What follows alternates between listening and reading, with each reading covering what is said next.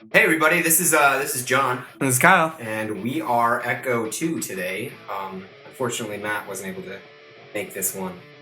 What we want to do today is kind of talk to you about the songs, the lyrics, and like how we wrote them, what they mean to us, all that stuff.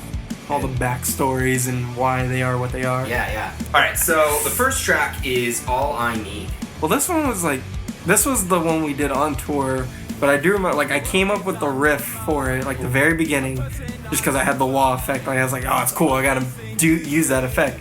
And I remember we went to go buy shoes right before the tour, and you were like, dude, I have the chorus for the song, and you open up your wallet and you pull out this little paper, and you've got the lyrics as it is, written on there, and I was like, oh, that's cool, and we built it from that lyric. I think we just kept yours, and then I just wrote the verses while we were on tour. But the verse I wrote was really bad. Really? I remember we brought it back, and people in Invictus were like, "You need to rewrite this. This is really bad." I was like, "Okay," so I just right, because it was super cliche. I remember that. It was cliche, but I remember I think the second verse, it didn't really even make sense. It was kind of what is this going about? I forgot all about this. I remember because I found these lyrics I think a month ago. I was going through our emails and I found them and I was like, oh my god, these are so bad. I'm so glad we changed it. But All I Need, that was really, I don't know, it was a relationship song. Yeah, I remember you writing the riff and telling us you wanted it to be a bouncy song. In fact, wasn't the working title Bounce? Yeah. Bounce? Called it Bounce. Yeah. And I remember we wrote it, what did we compare it to? We wanted it I think we wanted to jump from was Simple it Plan. Yeah, because it was just you wanted that. It was more for the live reasons. We wanted it to be basically bouncing the entire time. Right. Well, that's our most active song. Yeah.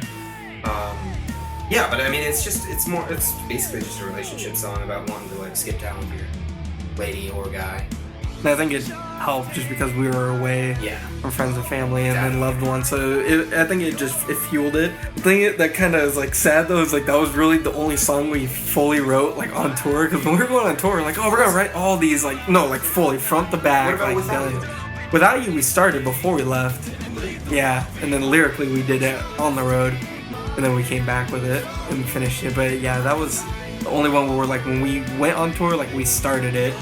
And then when we came back, we had a song. Yeah, I guess that's right. All right, so the second song, I'm Done Waiting for You. I'm actually going to kind of take a bow here.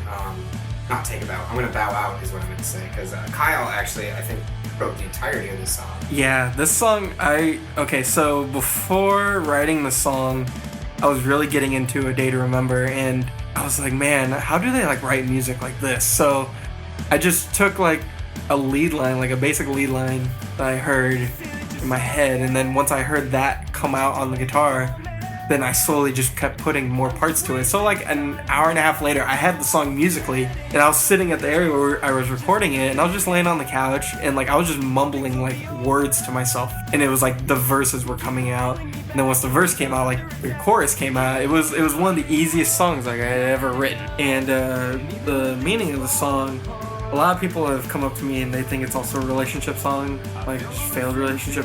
It actually has nothing to do with that at all. It just ended up working out that way. But what the song is actually about, right before we went into the studio, I was just having some issues, just life just kind of sucked. Yeah, and weren't you kind of on a writer's block before that too? Yeah, I was on a hell of a writer's block, and then once this song came out, it was a lot easier to get some stuff out.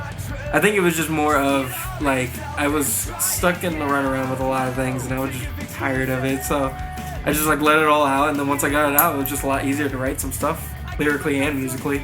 Let's see, next one's I Won't Stay. Alright, well, this I think this is probably my favorite lyric story. Only because this was, I'm gonna say that this was the first song lyrically we wrote. Very technically Callie was. Was it? Yeah. I thought this one was, but okay. I wrote Callie's lyrics before I was even in this. That's true, yeah. I wrote it for that other guy, remember? Yeah. We both messaged him on Craigslist before we met each other. Before we met, and then we didn't even get to meet each other with the other guys, so yeah, that's funny. But again, do you remember how different Cali's lyrics were? Yeah, it was about California. Yeah. Unlike now, where it has nothing to do with California, except for like the little blip at the very beginning where you just say, I'm going to Cali. But we added that in afterward Yeah. just to make it seem. Well, then you were just like, I gotta put this in there, and I was like, why not? It's random. So I Won't Stay, I wrote, as a band, it was like the first song we wrote. Fully, yeah. Fully, right. It was the first completed song. And that was that was before we even, it was pretty much just me and you at that point, like, as the band. Yeah. Like, we had a member In my before. garage. Yeah, in your garage. We had a dude before named Carlos on guitar. And so, was good, too. yeah, he was good. And he was young, too. But He was 16, wasn't he? at the time, yeah. And, like, that was the only song I think. Well, we got Cali down at that point, but get off of Cali. So, so we got that song down. Like, and it's just like, okay, well, there's only two of us and we kind of need more people. So it was amazing, like, because usually other bands I've been in, like, we won't finish a song until we have everybody else. So we just have, like, us two only and get those songs done. Yeah. The lyric portion for I Won't Stay really was, I was in a relationship. It's another relationship song. Majority of these are. I had been dating a girl for like 5 years. The lyrics, I think, are a little cliche. But I mean, I wasn't as good a writer. Yeah, but they've held over pretty well. Yeah, I mean, they're not bad lyrics. So, like, I don't know. I don't really think they're super cheesy. They definitely have, like, elements that every other band has already done. You know what I mean? So It's like you can't really say, like, this is corny. yeah. And then you go listen to someone else's song, you're like, oh, it's amazing, because I guarantee they sat there like, God, these lyrics suck. Yeah, but I don't know if any artist actually. I mean, I listened to our album. Yeah. But I don't listen to it to listen to it. Like, oh, this is awesome music. I listen to it because it gives me more ideas of like what we haven't done yet. Yeah. So Like, I don't know. When I was thinking about it, like, when I started, like, I can't imagine, like, driving down. Like, it's cool if you're driving and, like, your song comes on the radio. Yeah. But I couldn't imagine if you were just sitting there. It's like, I'm going to listen to my CD and just pop it in. And you're just like, this is, like, the greatest thing ever. Because it's just, like, majority of writers are just like, this sucks. And people are like, oh, it's great. But to you, it's just like, I can do better. So, but yeah, like, I Won't Stay. No, another funny story about that. I've told it a few times at shows that we've done. John and I met each other through Craigslist, and the day that we met, we actually went to a guitar center. yeah, For that's like our meetings. Yeah, that's our neutral ground. Yeah.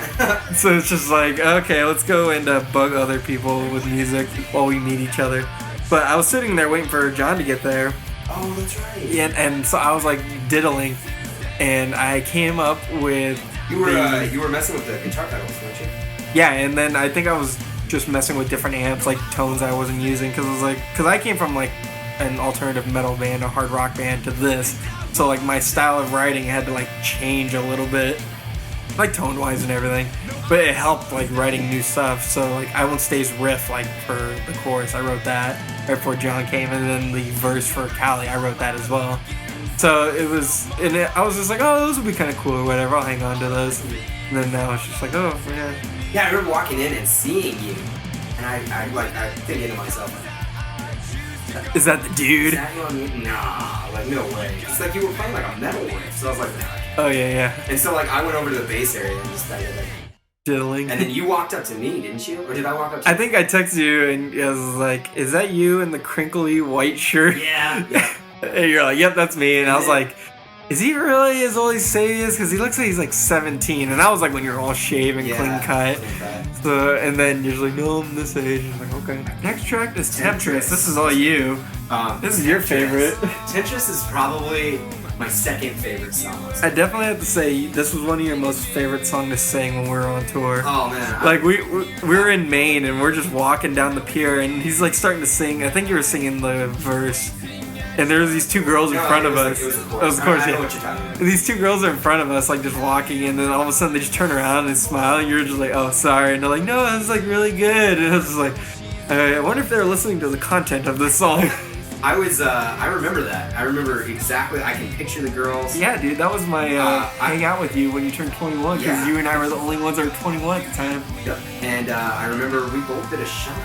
Yeah, And because you don't drink. I and know. That's why it was such a big deal. And I was pretty lit. I mean, I was pretty drunk. yeah, Singing, just walking down the street. Temptress was really written. There were like two two big influences for Temptress. The first one was Lizzie Hale from Hailstorm. She wrote a song called Love Bites, and that's where I got the lyric, you'll feel the Temptress bite. Yeah, just like the bite. Yeah, well, because, like, have you ever seen the music for that? Oh, yeah. Music video, I mean? Yeah, you seen that? Kind of jamming it. Yeah. Wasn't Love Bites the one where she's, like, the white backdrop is completely white and all, like, rocking out? And, yeah. Alright, it's like a live setting, but just in a random room. I remember seeing that and thinking, like, dude, I could totally write a song about, like, a mysterious lady. Yeah. Basically get any guy she wants. And it's also like it's almost fantasy based too, because it's like you could also like take it as a double of like he's just like she can possess people or something. It's interesting. It's like you can take it in a live aspect, or you can like go totally like fantasy side of it, which is what I like about the lyrics base of it. Anyway, so the other influence from Temptress was a girl I met at ASU. When we play it live, most of the time I sing, she goes to ASU. And if I recall right, you were still dating Jamie. It was right when you and I first met, but you weren't going to ASU yet. But there was this girl that you said from ASU that like wanted to like get you to break up with Jamie. But she was just kind of like one of those girls that was just like she could get like anything that she wanted. And I think that's what like really influenced the lyric content of the song. But that's me trying to remember like 2 years ago, so it could be a little cloudy.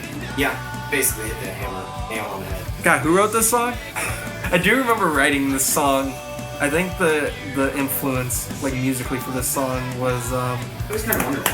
What the hell is it's a Fall Out Boy song? It's one of their older ones. This ain't a scene. I think like the chord progression of the chorus like gave me like this ain't a scene. It's a goddamn. Yeah. That's all for Temptress. Yep.